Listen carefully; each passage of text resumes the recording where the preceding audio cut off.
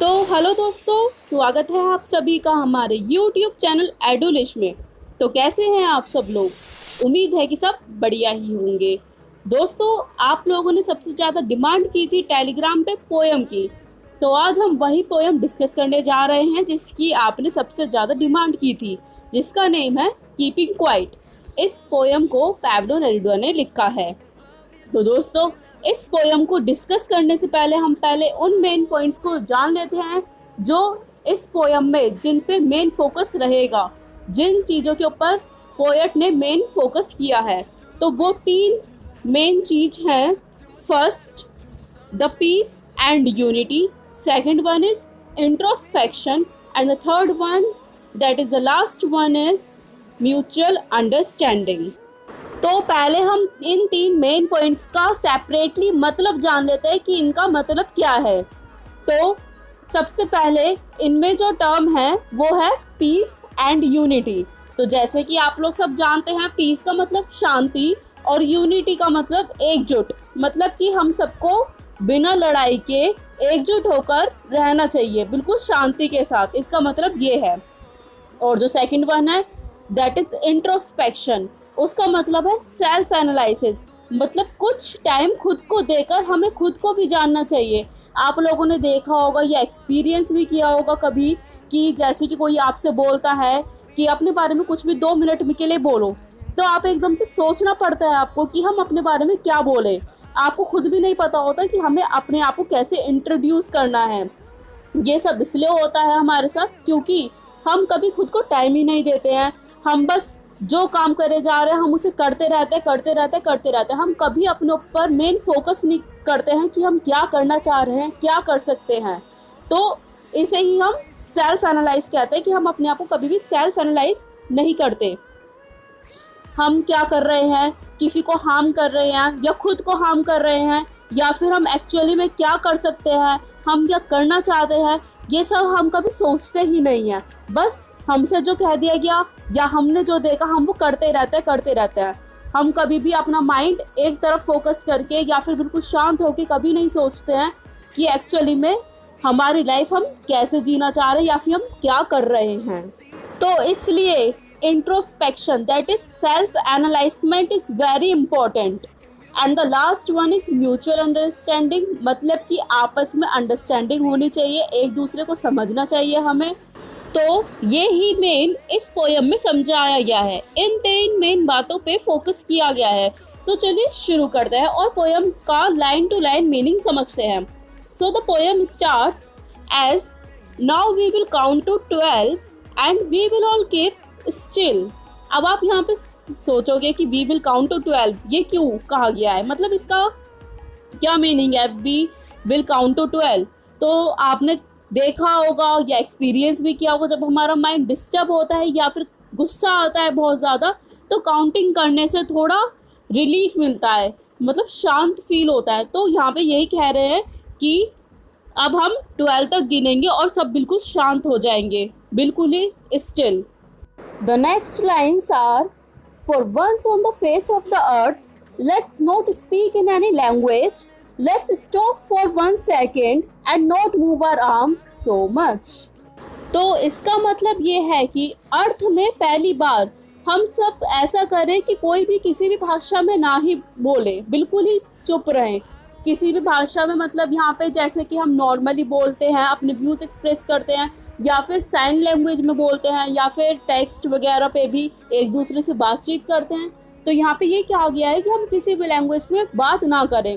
पहली बार अर्थ पे ऐसा करें कि सब बिल्कुल शांत रहें, किसी भी लैंग्वेज में कोई भी कुछ बात नहीं करेगा और सब 1 सेकंड के लिए, मतलब कि कुछ टाइम के लिए रुक जाएं। And not move our arms too much. तो यहाँ पे आर्म्स की 2 मतलब है। एक तो आर्म्स मतलब हमारे हैंड कि हम इन्हें बिल्कुल ना हिलाएं, और दूसरा आर्म्स का मतलब यहाँ पे वेपन से है, मतलब कि कोई भी अपने हाथ ना हिलाए या फिर कोई भी अपने वेपन्स ना चलाए, सब बिल्कुल शांत रहे, कोई भी वॉर ना करे, तो एकदम बिल्कुल सब स्टिल हो जाएं।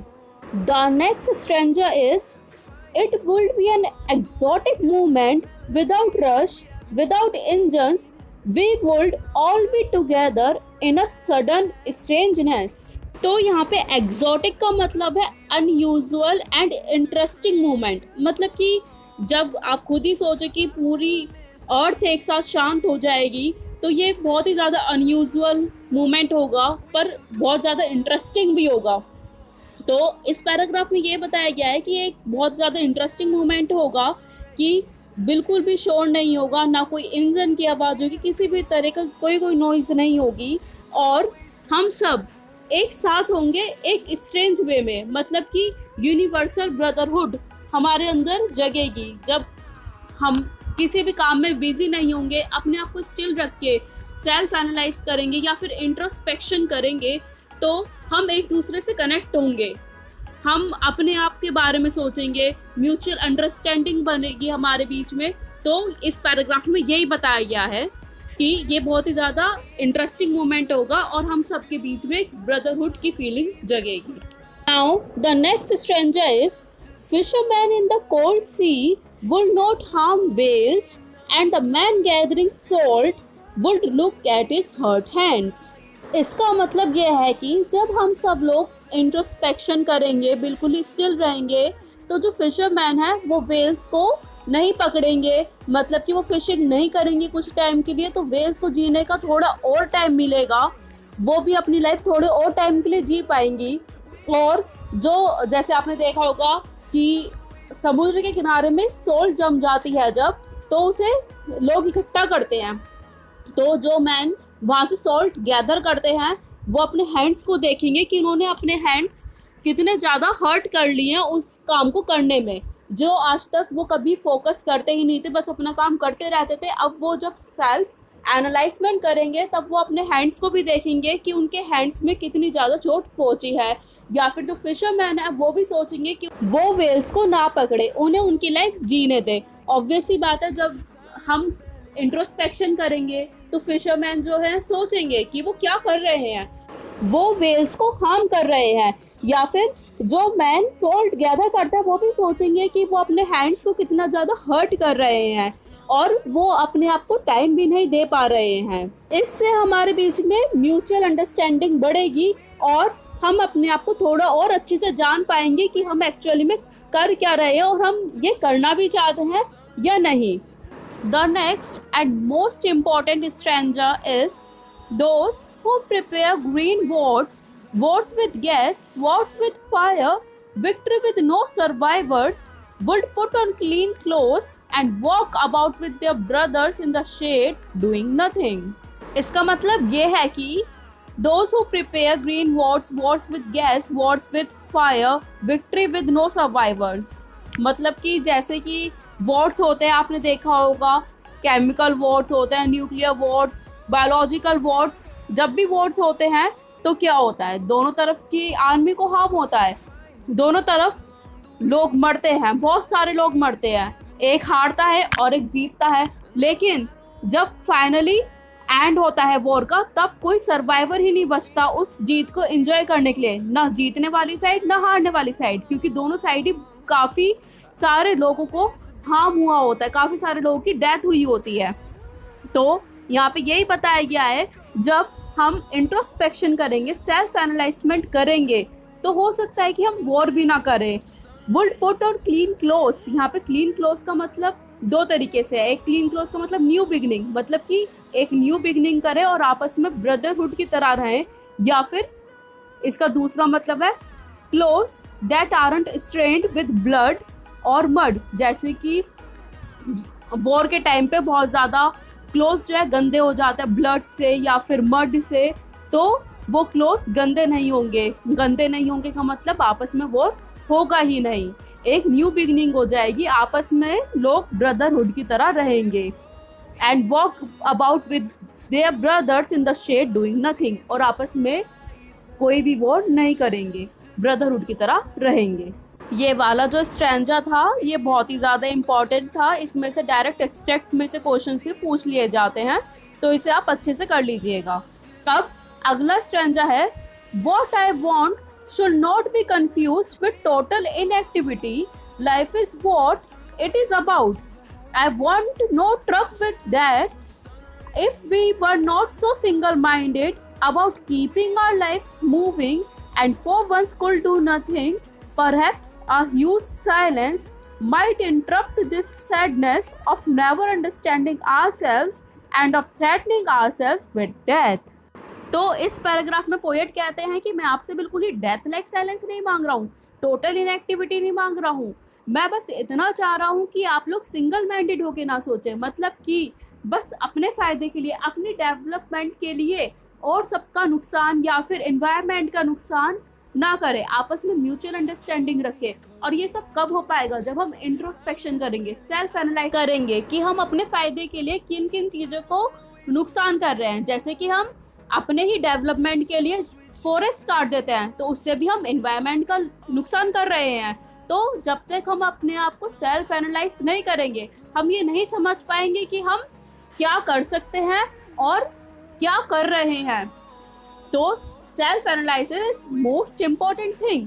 और ऑब्वियस सी बात है, वो हमसे डेथ लाइक साइलेंस नहीं मांग रहे, क्योंकि चलती का नाम जिंदगी, लाइफ तो हमेशा चलती ही रहेगी, वो नहीं रुकेगी। और जब हम इंट्रोस्पेक्शन करेंगे तो शायद हमें रियलाइज़ हो कि हम अपनी डेथ के डर से क्या क्या चीज़ें करते हैं। क्या मतलब हम अपनी डेडलाइंस बना लेते हैं कि हमें मरने से पहले ये करना है, ये करना है, और हम कभी अपने बारे में ही नहीं सोचते कि हम ये सब चीज़ें पूरी करने के लिए किन किन चीज़ों को हार्म कर रहे हैं।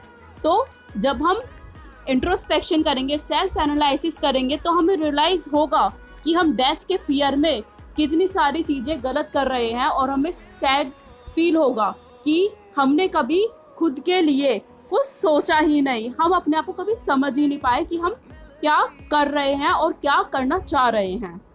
यहाँ पे जो वर्ड है सैडनेस, जो इस स्टैंजा में यूज़ हुआ है, तो वो सिग्निफाई करता है कि जो हम डेथ के डर से अपने आप को ही मिसअंडरस्टूड कर लेते हैं, खुद को ही नहीं समझ पाते हैं। तो एक ये क्वेश्चन भी इसमें इम्पोर्टेंट है कि यहाँ पे सैडनेस क्या सिग्निफाई करता है। तो अब अगले स्टैंजा की ओर बढ़ते हैं। अगले स्टैंजा में कहा गया है, perhaps the earth can teach us as when everything seems dead and later proves to be alive। इसका मतलब ये है कि हम अर्थ से भी सीख सकते हैं कि कैसे कुछ चीज़ें जो एकदम बिल्कुल ही डेथ की तरह लगती हैं और कुछ टाइम बाद वो बिल्कुल ही अलाइव लगती है। जैसे कि अर्थ है तो हम पे काफ़ी सारे सीजन्स हैं, autumn season, winter season, summer season. जैसे कि आपने देखा होगा विंटर सीजन में सब चीज़ें बिल्कुल स्टिल सी हो जाती हैं, एक्टिविटी कम हो जाती है, इनएक्टिवनेस बढ़ जाती है। लेकिन जैसी समर सीजन आता है वैसी एक्टिवनेस बढ़ जाती है, बहुत ही ज़्यादा एनर्जेटिक लाइफ हो जाती है। तो यहाँ से भी हम देख सकते हैं अर्थ भी हमें सिखाती है कि कैसे कोई चीज़ कभी हमें बिल्कुल ही साइलेंट लगती है, शांत लगती है, इनएक्टिव लगती है, कुछ टाइम बाद वो ही हमें बहुत ही ज़्यादा एक्टिव लगती है। जैसे कि एग्जाम्पल हो गया विंटर और समर। तो अर्थ भी हमें सिखाती है कि इनएक्टिविटी भी ज़रूरी है एक्टिविटी को समझने के लिए। And the last lines of the poem are, now I will count up to 12 and you keep quiet and I will go. मतलब कि अब मैं 12 तक काउंट करूँगा और आप सब शांत हो जाइएगा और मैं चला जाऊँगा। मतलब कि आप अब सेल्फ एनालिसिस कीजिएगा। तो यहीं पे ये हमारी पोएम ख़त्म होती है। उम्मीद है कि आप सबको ये पोएम समझ में आई होगी, अच्छी लगी होगी, और आपको समझ में आया होगा कि इंट्रोस्पेक्शन कितना ज़्यादा ज़रूरी है म्यूचुअल अंडरस्टैंडिंग के लिए, यूनिटी के लिए, पीस के लिए, हर चीज़ के लिए introspection is very important thing, जो कि इस पोएम में मेन हमें समझाया गया है।